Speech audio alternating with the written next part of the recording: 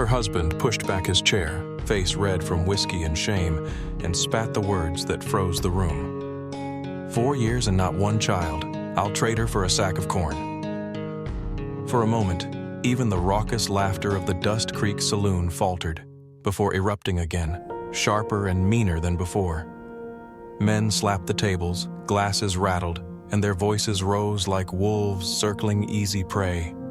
Abby stood in the corner, wrapped in a faded shawl, pale as snow against the flickering lamplight.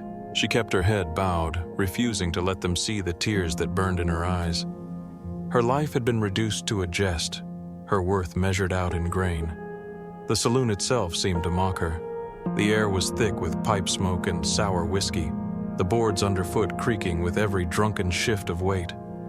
Outside, the Wyoming wind howled through the gaps in the wood, a 20-degree gale that could cut a man to the bone. Inside, the stench of sweat and spilled liquor clung heavy in the rafters, as if the room itself had soaked up years of cruelty.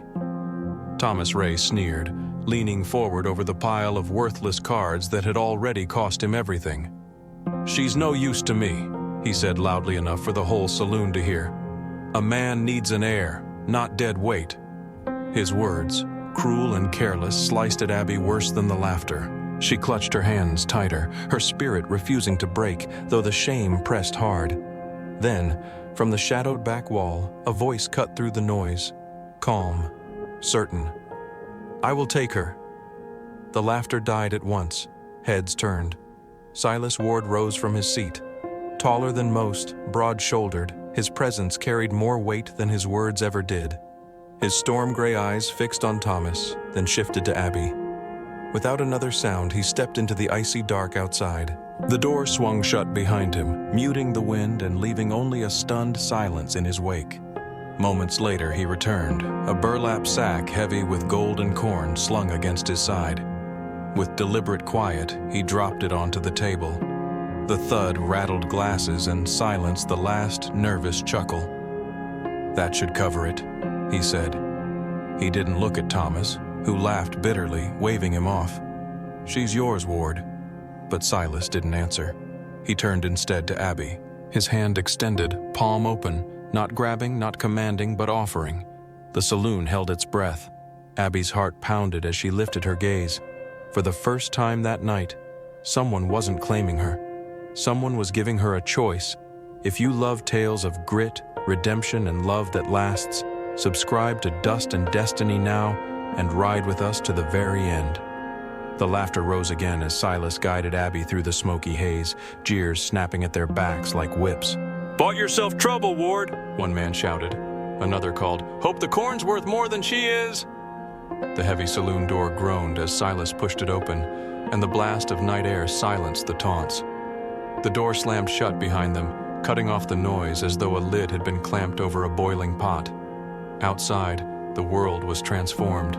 Snow swirled in the lamplight, the wind biting at exposed skin, sharper than any insult. Abby's breath came quick, white clouds trembling in the frigid air. Silas kept his hand steady around hers, not pulling, only guiding as they crossed the frozen street toward the hitching post. His bay gelding pawed at the packed snow, steam curling from its nostrils like smoke from a furnace. He let go of her hand only long enough to untie the reins. Then he swung a heavy wool blanket over the saddle and offered his palm again. "Up you go," he said, voice low but even.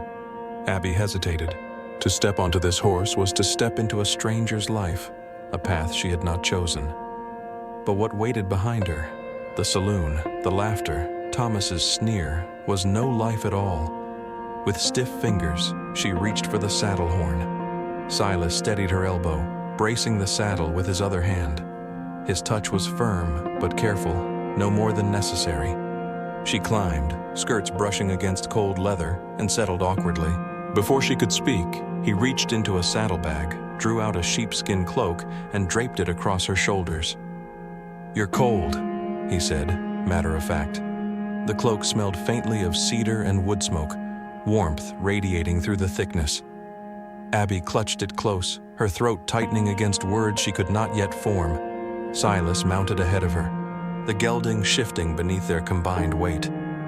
He didn't tell her to hold on. Instead, when the horse began to move, She gripped the saddle's edge rather than touch the man in front of her. The streets of Dust Creek fell away quickly, the dim lanterns shrinking behind them. Snow crunched beneath iron shoes, hooves striking steady rhythm against frozen ground.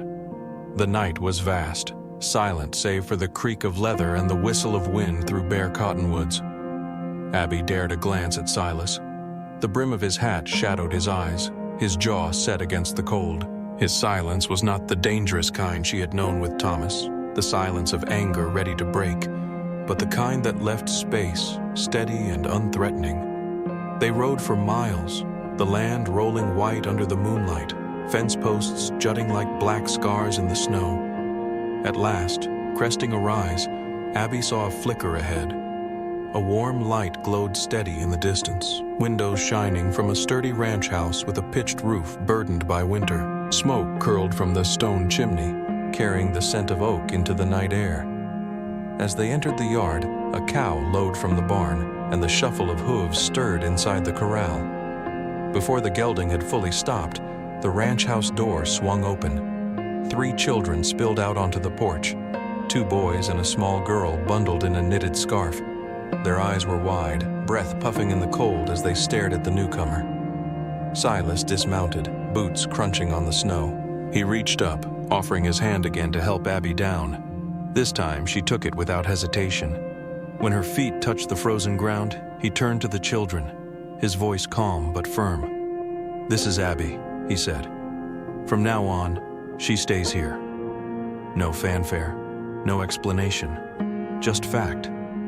The oldest boy glanced at his sister, then back to Abby, his expression curious but without fear. The little girl tugged shyly at Abby's shawl as though to lead her inside. Within minutes, Abby was shown to a small room at the end of a short hallway. A narrow bed, a chest, a single window looking toward the barn, modest but tidy. Silas crossed to the nightstand and set a small brass key on top. "You can lock the door from inside," he said simply, "if you want." Abby's gaze flicked from the key to his face. There was no mockery, no condition hidden in the offer, just choice. For the first time in years, someone was giving her that. She picked up the key, felt the cool weight in her palm, and realized she was breathing easier. "Good night," Silas said, stepping back. She found her voice, soft but steady. "Good night." He nodded once, closed the door halfway, and left her to silence and warmth. Abby sat on the bed, fingers tight around the key, the wind howling faintly beyond the walls. Freedom had never felt so small or so powerful. Morning broke sharp and pale, the kind of winter light that turned every drift of snow into blinding silver. Abby rose before the children, lacing her worn boots and wrapping her shawl tight. The house was warmer than anything she'd known in years, yet she felt a pull to prove her worth, not with words, but with work. She stepped into the yard, her breath curling like smoke as she made her way toward the chicken coop. The hens stirred restlessly when she opened the door, feathers rustling against dry straw. She moved carefully, gathering warm eggs into a wicker basket. Her fingers, stiff from the cold, trembled with the weight of each fragile shell. When she turned toward the porch, the snow beneath her boots shifted slick as glass. Her heel caught on hidden ice. She went down hard, the basket spilling, a jagged edge of frozen wood slicing through her stocking. Abby bit back a cry, pressing her skirt against her leg. The sting of blood seeped hot against the bitter cold. She was still on her knees when she heard boots crunching steadily across the yard. "You all right?" Silas's voice was low, even, carrying no panic. She nodded quickly, though her hands trembled as she tried to gather the scattered eggs. He crouched beside her, steady as stone. "Let's get you inside before it freezes worse." Without waiting for her protest, he slid an arm under her shoulders and another beneath her knees. Abby stiffened at once, the old instinct to recoil, to brace for pain, but his hold was steady, careful, as though carrying something breakable. He bore her across the yard and into the warmth of the house, setting her gently in a chair near the stove. From a shelf, he pulled a battered wooden box, its brass hinges dulled by age. He set it beside her and knelt, meeting her gaze before reaching for the hem of her skirt. "I need to see the cut," he said quietly.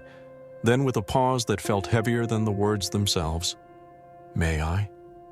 The simple question unraveled something inside her. No one had ever asked her permission before.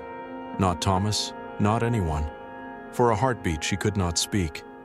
Then she whispered, "Yes." He rolled back the fabric just enough to expose the gash. Gently, he cleaned the wound, the salve cool against torn skin. His hands were rough from years of ranch work, but his touch was precise, never lingering longer than it needed to. He bound it with clean cloth and tied the bandage snug. "Keep it dry for a day or two," he said. "It'll heal fine." Abby managed a nod, her throat tight. He rose, placed the box back on its shelf, and left her to the fire's warmth. For a long moment she sat still, staring at the bandage, shaken less by the pain than by the unfamiliar tenderness. That night at dinner, the children chattered in overlapping bursts about chores and chores half done.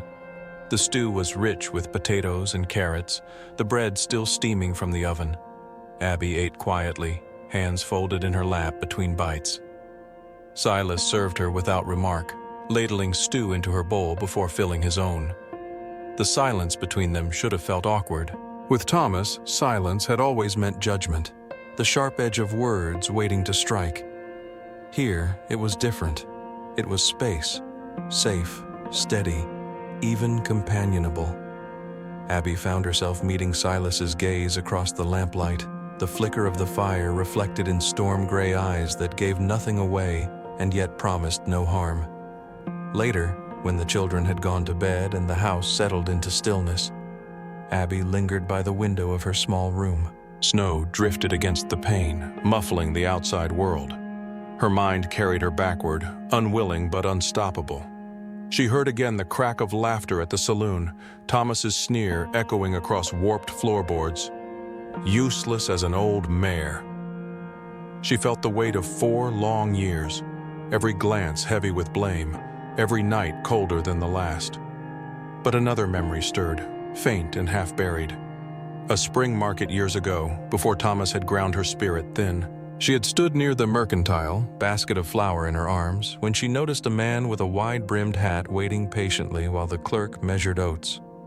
He had spoken little, only thanked the man when he was done. She remembered the steady way he had moved, the quiet strength. It had been Silas. She wondered now if he remembered too, or if his silence had carried that knowledge all along. As she lay down beneath the patched quilt, the key resting on her nightstand, Abby let her eyes close against the memory of the saloon. For the first time in years, the darkness did not feel like a prison. It felt like rest. The days stretched quiet in the rhythm of ranch life. Snow crusted over the corral fence, creaked under boots, and shimmered silver when the sun broke through a rare gap in the clouds. Abby had begun to find her place among the chores, feeding chickens, stirring stew, folding worn shirts still warm from the fire.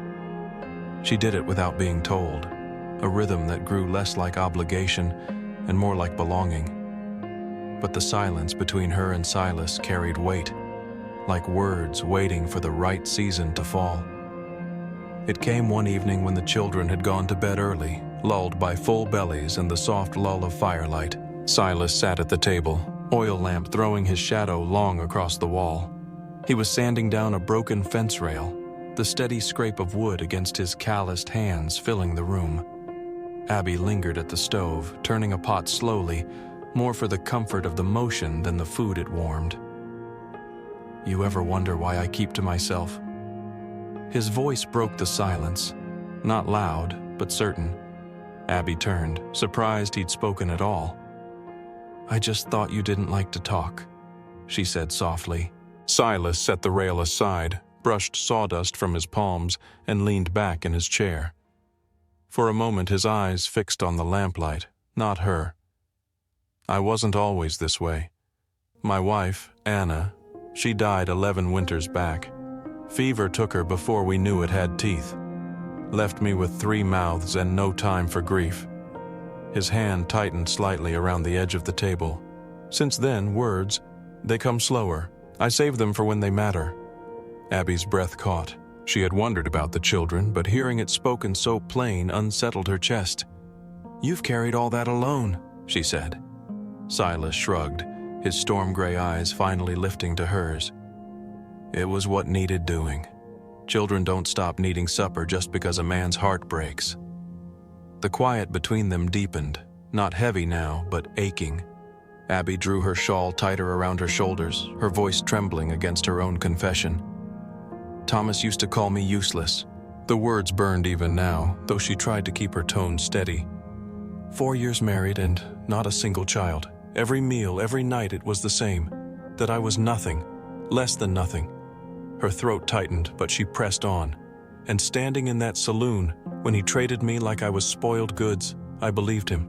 I still do some days. The fire cracked.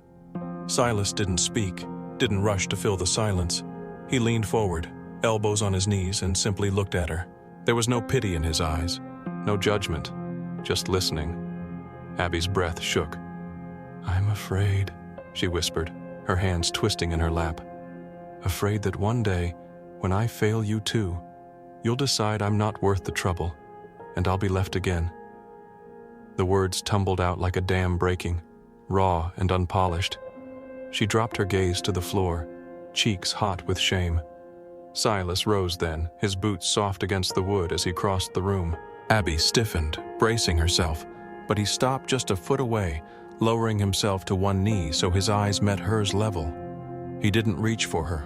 He only spoke, quiet and measured. "I don't reckon usefulness is something I measure in children, or in corn, or in what a man can win at cards. You're here. You do what you can. That's enough." Her eyes stung. She searched his face for mockery, for the twist of a sneer. There was none. Only the calm certainty of a man who spoke little but never wasted a word. For a long moment they stayed there, the house hushed around them. Then Silas stood, picked up the rail he'd been sanding, and set it aside. He reached for the kettle, poured her a cup of tea, and set it in front of her without a word. His hand brushed the table once, then fell back to his side. The reassurance wasn't in a speech, but in the smallness of the act. A warm cup placed carefully in her reach, a quiet acknowledgement that she belonged at this table. Abby wrapped her fingers around the cup, feeling its heat seep into her palms, and let her breath ease. The storm inside her had not vanished, but it had gentled, like snow after a hard wind. The morning air smelled of fresh-cut pine. Abby followed the sound of Silas's hammer to the front gate, where the split-rail fence marked the boundary of the yard. He had been working there since dawn, his breath rising in white plumes, an axe and carving tools laid out on a wool blanket in the snow. She stopped short when she saw what he was shaping. A thick plank of pine, its surface smoothed, letters already etched deep into the grain. She drew closer, boots crunching against the frozen earth. The words came into view, clean and deliberate. Ward Ranch, Silas and Abigail Ward. Abby froze, her breath catching in her throat. For a long moment she simply stared, the carved lines pulling her deeper than any wound of the past could. Her hand lifted almost without her permission, fingertips brushing the grooves. The edges were sharp beneath her skin, still raw from the blade, carrying the scent of sap and sawdust. Her name. Not hidden in a ledger, not muttered in a contract, not spoken as a curse in the corner of a saloon, but carved in wood beside his, as if it had always belonged there. Silas straightened from his work, wiping shavings from his palms. His eyes, storm-gray as ever, held hers without explanation. "A ranch should have a proper sign," he said simply. Her throat tightened, words tangling before they could form. She nodded once, her eyes stinging. "It's beautiful." He gave the smallest shrug, as though it was nothing at all, then bent to set the post firm in the ground. Abby stood there a long while, tracing her name again and again, as if to prove it was real. For the first time since she could remember, she felt rooted, not like a pawn passed from one man to another, but like a woman planted in soil that could hold her. Life in the house began to shift after that day. She no longer hovered at the edges, watching the children laugh or waiting for instruction. She stepped into the current of their lives, and the current welcomed her. It began with baking. Lucy tugged at her hand one afternoon, eyes bright with mischief. "We're making biscuits. You have to help." In the kitchen, flour dusted the table, the boys already elbows deep in the mixing bowl. Silas stood at the counter, cutting butter into rough cubes. Abby hesitated at the doorway until Lucy thrust a wooden spoon into her hand. "Stir," the girl ordered with the authority of a general. Abby laughed, an unguarded sound that startled even her, and began to stir. Flour puffed up in a white cloud covering her hands. The younger boy leaned too close, bumping his elbow into the bowl and sending a puff of flour across the table. "Careful there," Silas said, though his voice held no sternness. When Abby leaned to set the biscuits on a pan, a sudden sprinkle of flour landed square on her head. She looked up to see the boy grinning, his hands ghost pale with powder. "Oh, you think that's funny?" she teased, brushing flour back at him. He yelped and ducked, laughter bursting in the kitchen. The older boy joined in, and soon flour dusted everyone. Lucy's scarf, the boy's hair, and even a streak across Silas's jaw. He paused only a moment before tapping a pinch lightly onto Abby's shoulder. She blinked at him, then broke into laughter that felt like sunlight after a storm. By the time the biscuits were in the oven, their shoulders and hair were white as winter fields. Abby's cheeks ached from smiling. She caught Silas watching her across the table, not with amusement alone, but with a quiet warmth, as though he were memorizing the sound of her laugh. Later, as the children scattered to their chores, Abby lingered near the stove, brushing flour from her skirt. Silas wiped the table with deliberate strokes, then spoke, his tone thoughtful. "Animals trust quicker than people. A horse knows a steady hand right away, but people—" He paused, meeting her gaze. "People take longer. Sometimes you have to ask." Abby stilled, the words sinking deeper than she expected. He wasn't only speaking of trust. He was speaking of her.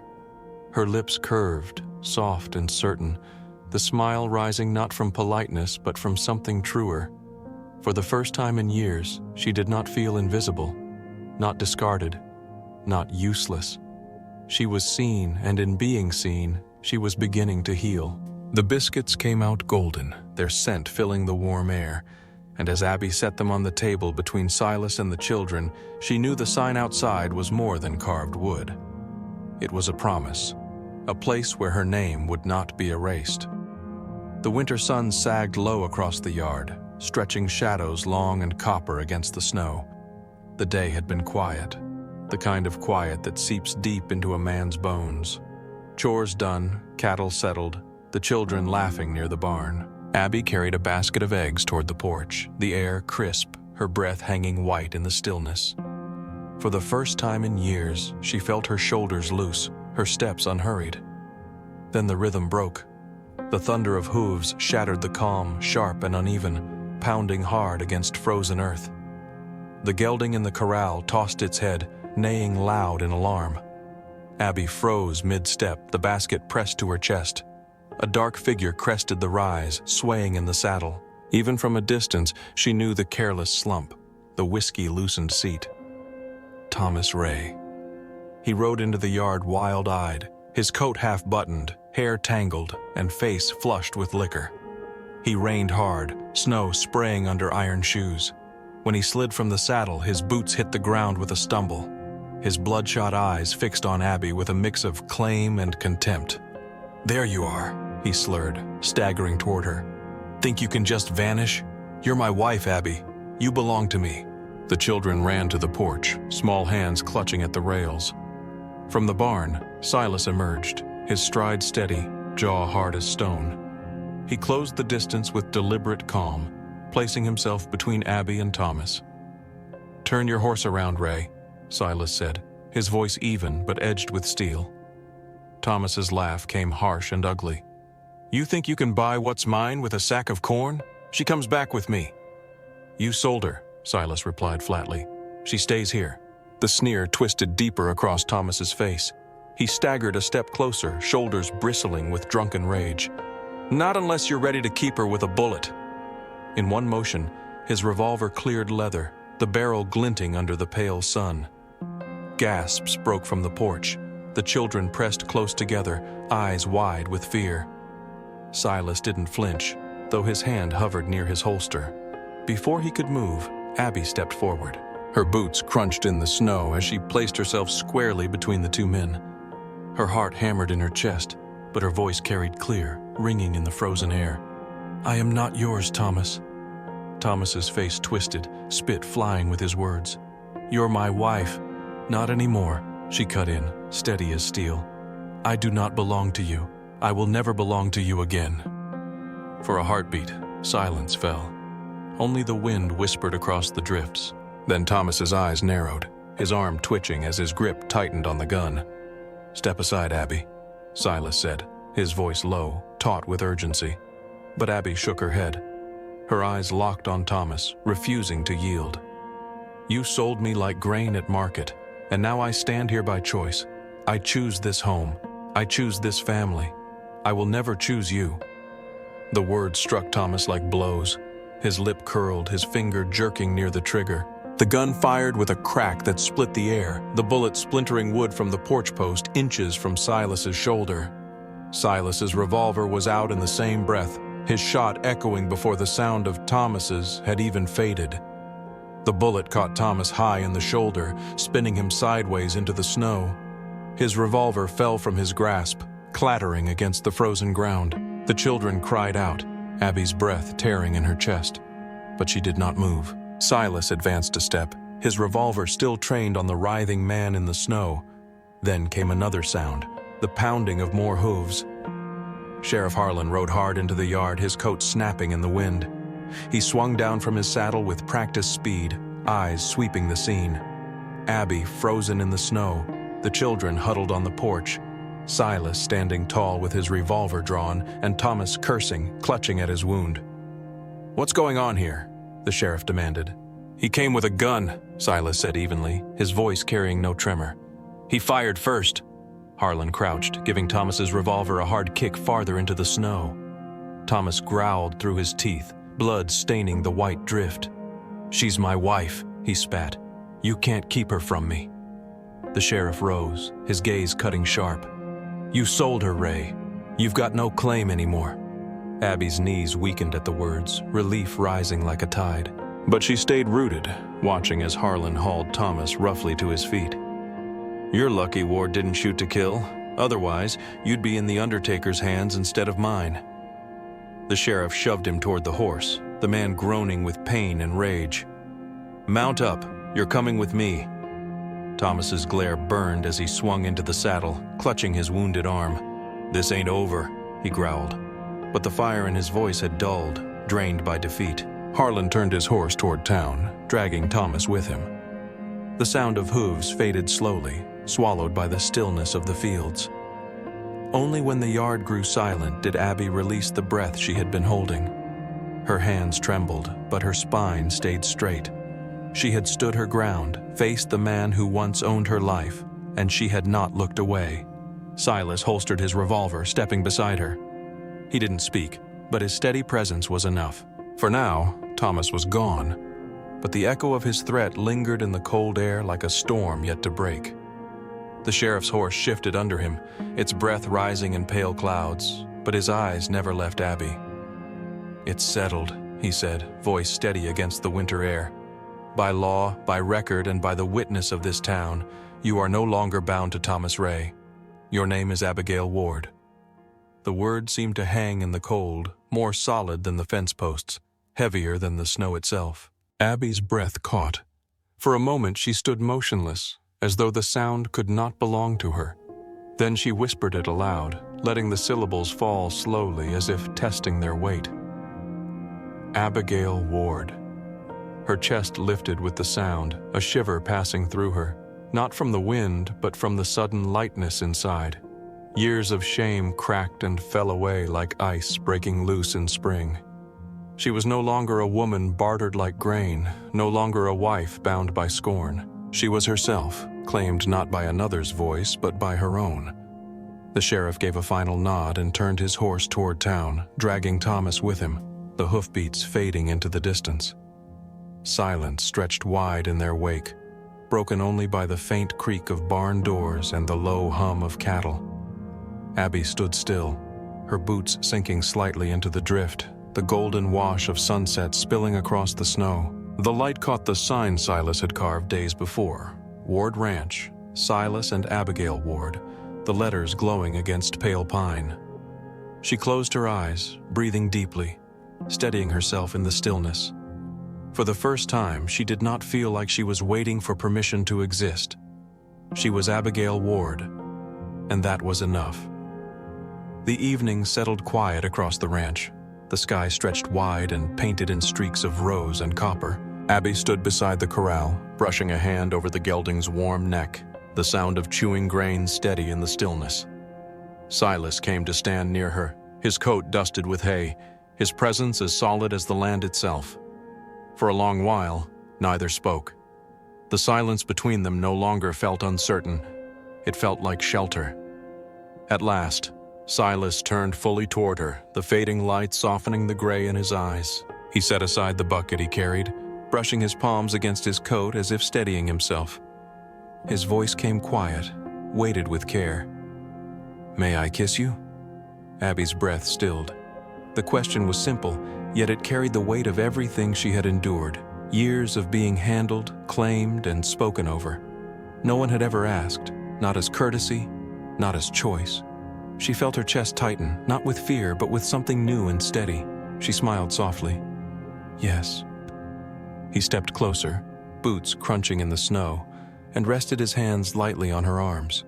Warm through her coat, gentle, never pressing. The kiss was unhurried, the kind that held more reverence than passion, as if time itself could wait for them. When they parted, he let his forehead rest against hers. It was not a vow of possession, but of respect. Not command, but choice. Abby's gaze drifted toward the sign at the gate, her name carved deep beside his. Once she had been traded for corn, discarded like a broken tool. Now she stood as partner, not by bargain, but by will. The firelight from the house spilled warmly across the yard, mingling with the last glow of the setting sun. Beyond stretched the endless Wyoming sky, vast and untamed, holding the promise of seasons yet to come. The past does not vanish, but we choose how to carry it. If stories like this stir your soul, subscribe now, share it with a friend, and tell us your thoughts in the comments.